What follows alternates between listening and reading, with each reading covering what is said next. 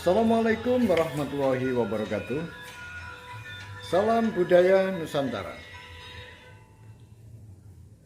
Pemirsa, dimanapun Anda berada, ketemu kembali dengan Kilamong Putro. Pemirsa, dimanapun Anda berada, pada kesempatan ini saya akan melanjutkan cerita tentang Gajah Mada, figur panutan Nusantara. Pemirsa, dimanapun Anda berada, pada kisah yang lalu dijelaskan bahwa Gajah Mada sudah melakukan penyelidikan tentang keterlibatan dari istrinya Tanca, yang mana Ratanca sudah mati karena dibunuh oleh Gajah Mada. Tetapi rupa-rupanya menurut pengamatan dan penyelidikan diduga bahwa Nyai Ratanca terlibat di dalam pembunuhan berantai ini. Oleh sebab itu, bagaimanakah kelanjutannya? Pemirsa, dimanapun Anda berada, sementara seorang senopati, yaitu Gajah Enggon, masih belum sadar. Dia masih dirawat di Balai Gringsing oleh seorang tabib wanita namanya Nyai Lengger. Dipindahnya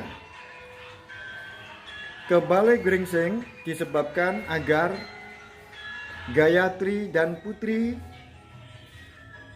Sri Gitarja serta Putri Dyahwiyat serta para pembesar yang lain mudah di dalam menjenguk seorang senopati Bayangkara, yaitu Gajah Enggon. Pemirsa, dimanapun Anda berada, ketika itu Nyai Lengger yang terus berusaha bagaimana caranya supaya Gajah Enggon ini siuman, sadar, dan sembuh. Tetapi sudah hampir 3 hari 3 malam masih belum sadar. Oleh sebab itu Nyai Lengger sangat khawatir. Karena apa? Karena kalau sampai gagal di dalam menyembuhkan Gajah Enggon ini, kemungkinan saja Gajah Mada akan marah dan akan memberikan hukuman kepada dirinya. Oleh sebab itu dirawatnya Gajah Enggon ini sebaik-baiknya. Pemirsa, dimanapun Anda berada, tiba-tiba datanglah Gusti Putri Dyahwiyat untuk menjenguk Gajah Enggon. Kemudian ditengoknya Gajah Enggon tergolek tidak berdaya. Kemudian ditanyakan kepada yang merawat, yaitu Nyai Lengger. Dia sudah berusaha bagaimana caranya supaya Gajah Enggon bisa kembali sadar dan sembuh.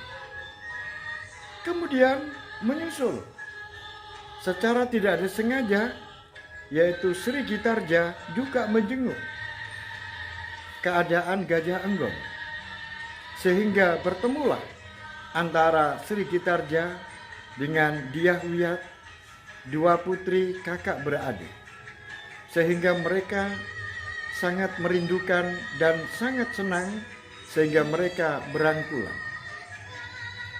Pemirsa, dimanapun Anda berada, ketika Sri Gitarja melihat adiknya, tiba-tiba Sri Gitarja bertanya, "Wahai adikku, Kamu rupa-rupanya baru saja menangis karena masih tampak matamu. Sepertinya baru saja kamu menangis karena bekas-bekasnya masih ada. Kemudian dia Huyat menjawab, Kakang Mbok ini bisa saja. Iya, aku melihatnya. Ada apa adikku? Ayo katakan kepada Kang Mbok. Kemudian dia Huyat terdiam. Kemudian tidak lama linangan air mata turun sehingga menjadikan Sri Gitarja semakin mendekat adiknya, kemudian mendekapnya dan disapunya air mata itu. Ada apa adikku? Ayo katakan padaku. Wahai Kakang Mbok, apakah Kakang Mbok belum mendengar? Baru saja tadi pagi aku mau dibunuh orang. Kemudian ada persoalan lain sehingga aku ini sungguh nasibku sangat malang kakak. Kang Mbok, sungguh nasibku sangat malang. Ternyata Kakang Kudomerto sudah mempunyai istri, sehingga aku sebagai istri yang keduanya. Benarkah? Alangkah terkejutnya yang namanya Sri Gitarja mendengar adiknya seperti itu. Bagaimana ceritakan yang pertama? Siapa yang ingin membunuhmu? Pagi-pagi, Kakang Mbok, ada seseorang yang mengantarkan sebuah kotak.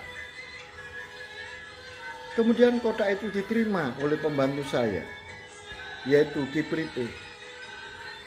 Kemudian diperintahkan untuk diberikan kepada saya. Katanya dari seseorang penunggang kuda. Entah katanya dia seperti laki-laki, tapi kok menggendong anak. Kemudian kotak itu diberikan kepada saya. Setelah kotak itu saya buka, luar biasa, hampir saja aku mati. Karena di situ ada ular welang, ada ular weleng, dan ada ular bandotan. Untung saja si Pripeh masih ada di situ. Sehingga langsung 3 ular itu dibunuh. Kemudian dimasukkan ke dalam kotak kembali. Kemudian siapa kira-kira orang yang ingin membunuhmu dengan digigit ular itu? Aku sendiri tidak mengerti, Kakang Mbok. Terus bagaimana yang kedua tadi? Apakah tentang ular itu berhubungan dengan yang kedua ini, Kakang Mbok? Ternyata Kakang Kudomerto sudah mempunyai seorang istri, bahkan sudah mempunyai seorang anak. Dia berbohong kalau tidak mempunyai istri. Ternyata dia mempunyai istri. Kemudian di mana istrinya itu? Aku sendiri tidak mengerti.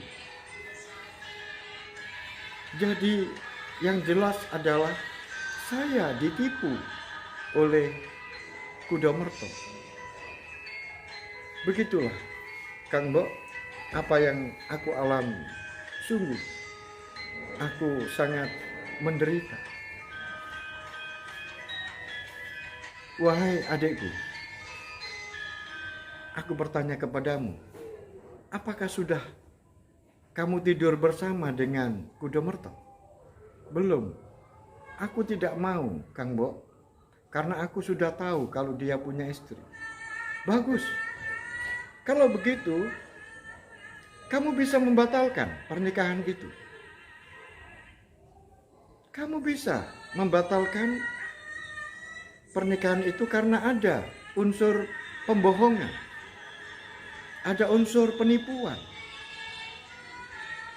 Pemirsa dimanapun Anda berada, tetapi dia lihat menggelengkan kepala. Tidak, Kakang Bo. Aku adalah anak seorang raja. Aku sebagai panutan dari masyarakatku. Bagaimana nanti orang berkata, lihat itu, anaknya Raja Mojopahit baru menikah 1 hari 2 hari sampai 1 minggu sudah bercerai. Ini merupakan sebuah contoh yang sangat buruk, Kakak. Iya, tapi bagaimana? Ini menyangkut nasibmu loh, adikku. Iya, Kakak. Iya, Kang Bu.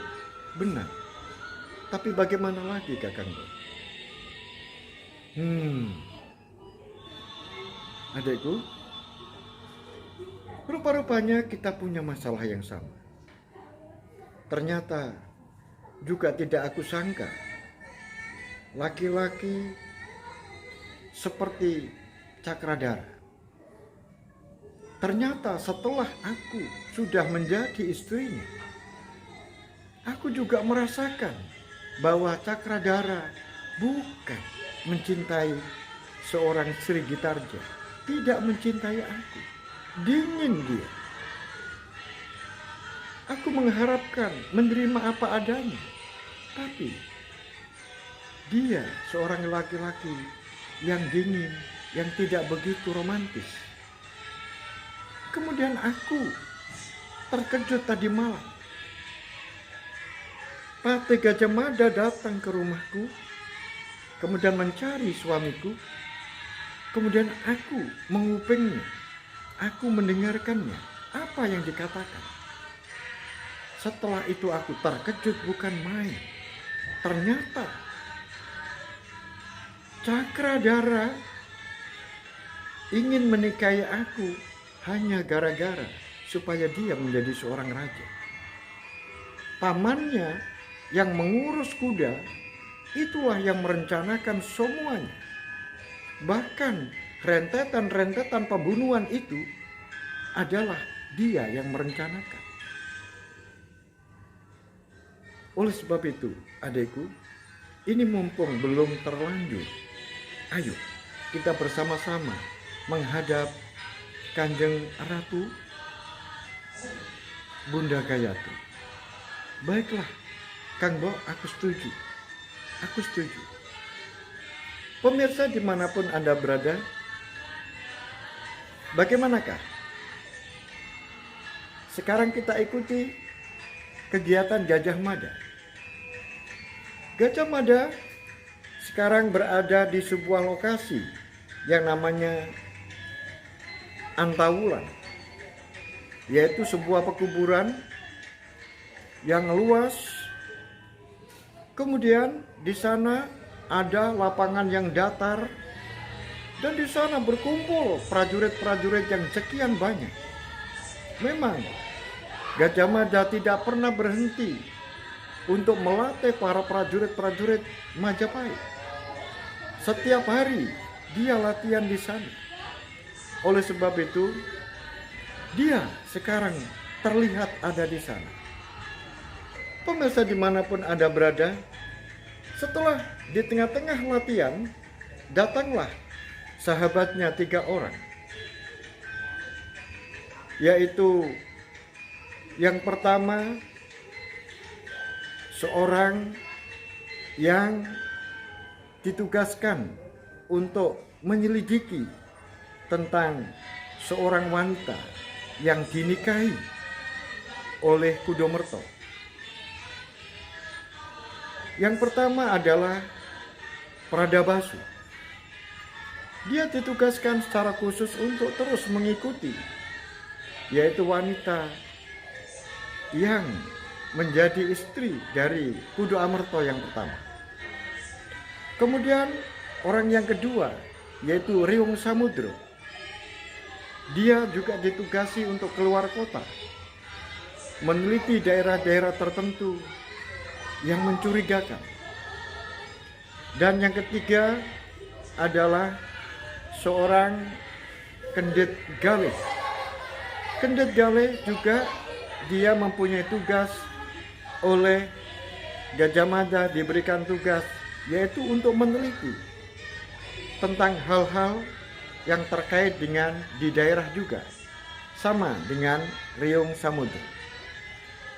Kemudian Pradabasu ditanya, bagaimana adikku Pradabasu, kita berbicara di luar saja ya.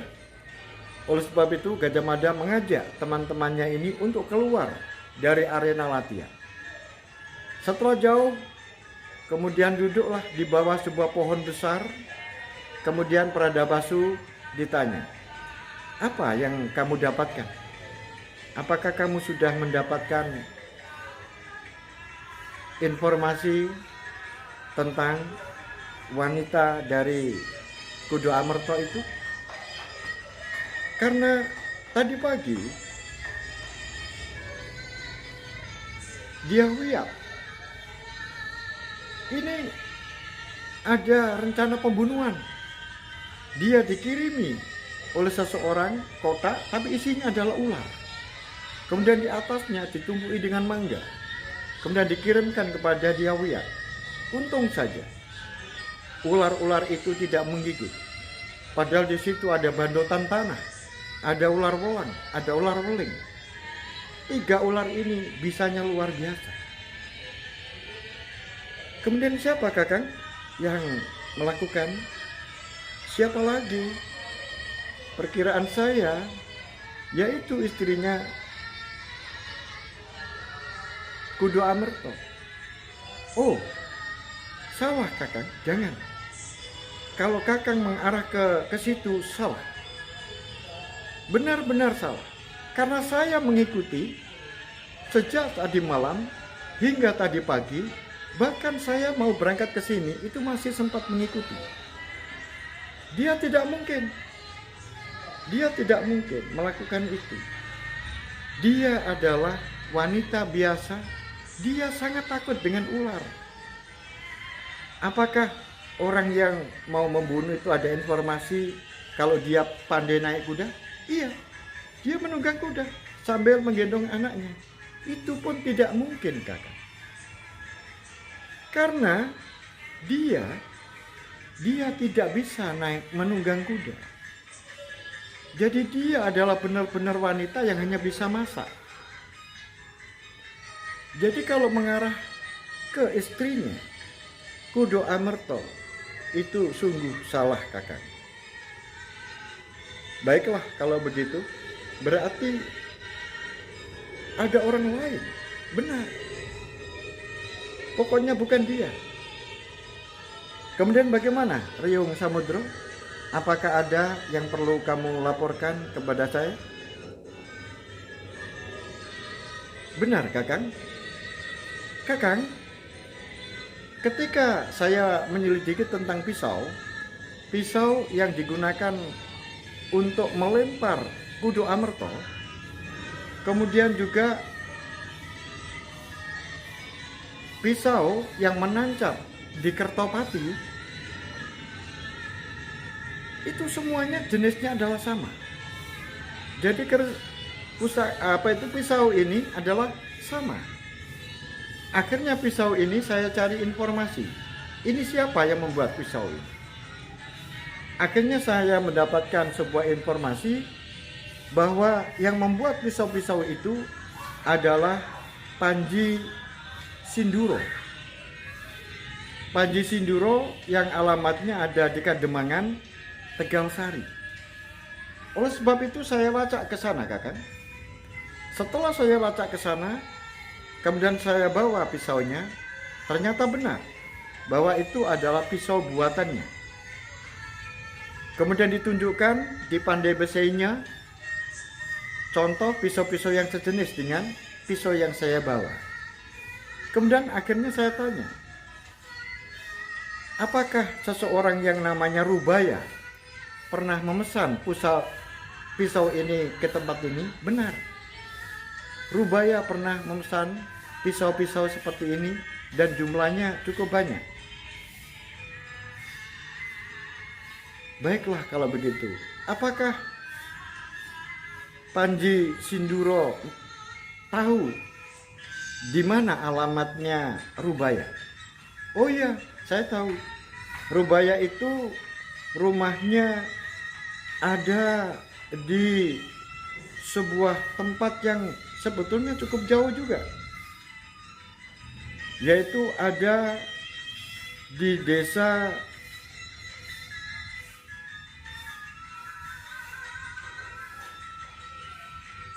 letaknya ada di sebelah utara Kademangan. Ada di sebelah utara Kademangan, yaitu desanya hampir saya lupa ya. Iya, saya lupa desanya. Baiklah kalau begitu. Kemudian siapa saja yang datang ke sini di samping pisau-pisau itu dibuat? Apakah ada orang-orang lain selain Rubaya? Oh, sekarang aku ingat. Rubaya itu rumahnya ada di Karangwatu. Ada di Karangwatu. Ya, di Karangwatu. Baiklah kalau begitu. Tadi belum dijawab. Apakah selain Rubaya, apakah ada orang lain yang memesan sejenis pisau ini? Ya ada, tapi saya lupa namanya karena pesannya hanya 1 atau 2. Tapi kalau Rubaya ini pesannya banyak, makanya saya ingat dan saya tahu ditinggalin alamatnya, yaitu ada di Karangwatu. Baiklah kalau begitu, pemirsa dimanapun Anda berada, akhirnya ditelusuri oleh yaitu Kendit Galeh, di mana Karangwatu itu ternyata sudah ketemu.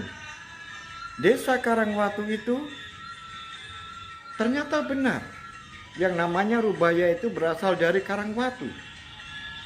Dan yang lebih terkejut lagi Kakang, di tempat itu banyak orang-orang berlatih perang-perangan. Berlatih perang-perangan di situ banyak. Senjata-senjata pun banyak. Tumbak, pedang, termasuk latihan melempar pisau-pisau pendek. Dan saya tanya, siapakah yang memimpin itu?